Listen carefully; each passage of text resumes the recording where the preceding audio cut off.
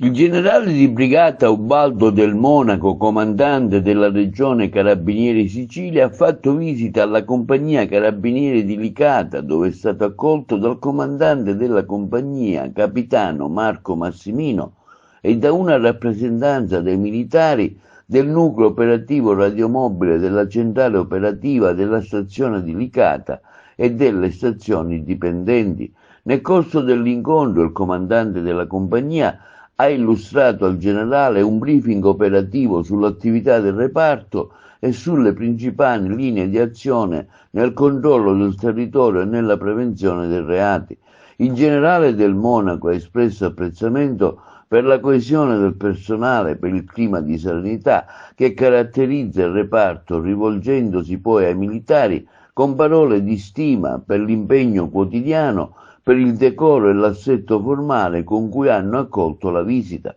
Successivamente il generale Del Monaco si è recato presso la stazione dei Carabinieri di Ravanusa, dove è stato accolto dal comandante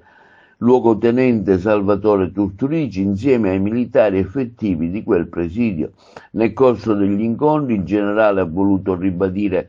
la presenza dell'arma sul territorio, il lavoro di squadra tra le compagnie e le sezioni, quale elemento essenziale